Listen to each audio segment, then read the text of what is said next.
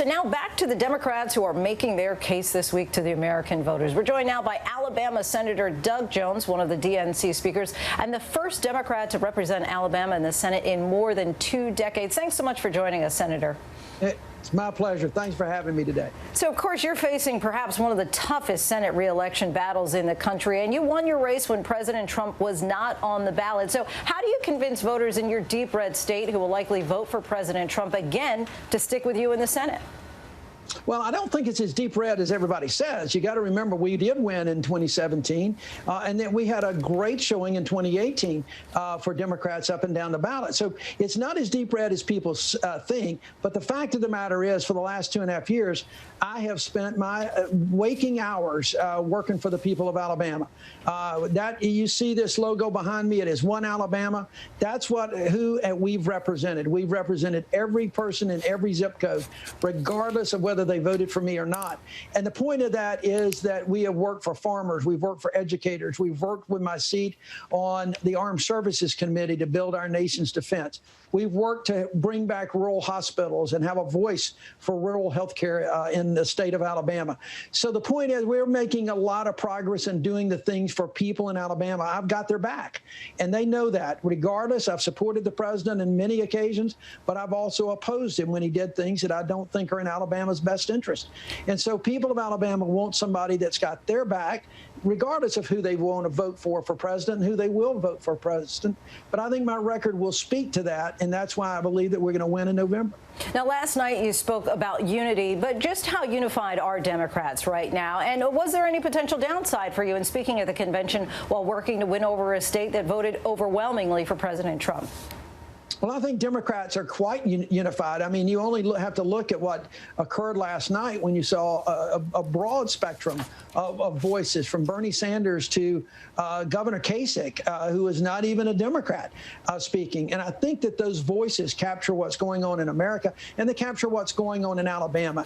Likely fair to say that Joe Biden won't win Alabama, but how do you make the case for him as you're running your own race? And what's the likelihood that he might be able to win over some of those disaffected Republican voters in your state who have soured on the president?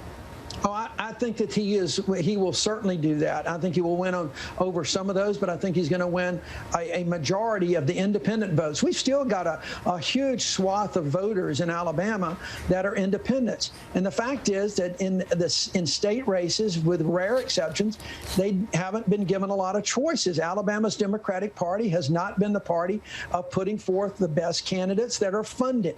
We've had some very good candidates, but none that had the money to get their messages out there.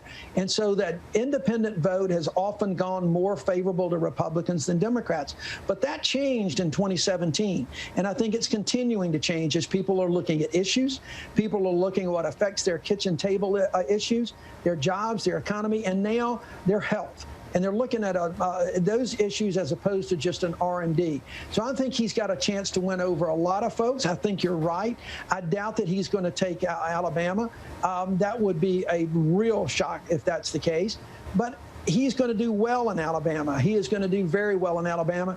People in Alabama know Joe. It's just like Jim Clyburn says, you know, we know Joe and Joe knows us. That's why he did so well in the Alabama Democratic primary this past spring. And folks know him, like him. He came down and campaigned for me. We had 1,200 people out at the Birmingham Civic Center and about 200 more waiting in line to get outside to get in line. So I think he'll do very well. You know, Senator, many have said that black women largely were responsible for getting you elected. Kamala Harris, of course, will speak tomorrow and has the historic role as the first black female vice presidential candidate on a major party ticket. What will it mean for voters in Alabama? I think that's a very important point. And it's important in general anyway. But I think now we're in this historic moment in history after the George Floyd death that it makes it even more important. Those voices are going to be heard this election. There's no question in my mind about it. They were certainly heard from me in 2017. They are still mobilized. They were mobilized before this election of my friend Kamala Harris, but they are now more energized than ever. I think in terms of all of the candidate prospects that Joe was looking at, Kamala was the top pick for most of the Democrats in Alabama, for most of those the black women in Alabama who work so hard, who are the backbone of the Democratic Party in this state and so many other states around the country. Finally, on the fallout from the pandemic, your opponent in your Senate race is a former college football coach, and he's been outspoken on the season starting this fall. Do you think that the SEC, home to both Alabama and Auburn football, should be playing this fall, and can they do so safely?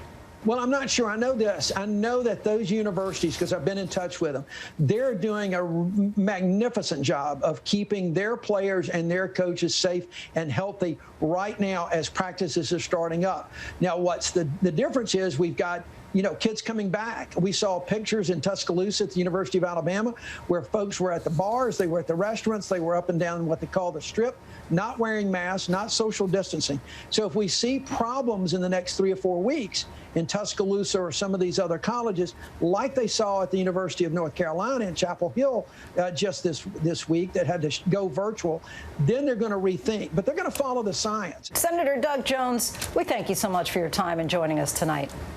It's my pleasure. Thank you for having me. Hi, everyone. George Stephanopoulos here. Thanks for checking out the ABC News YouTube channel. If you'd like to get more videos, show highlights, and watch live event coverage, click on the right over here to subscribe to our channel. And don't forget to download the ABC News app for breaking news alerts. Thanks for watching.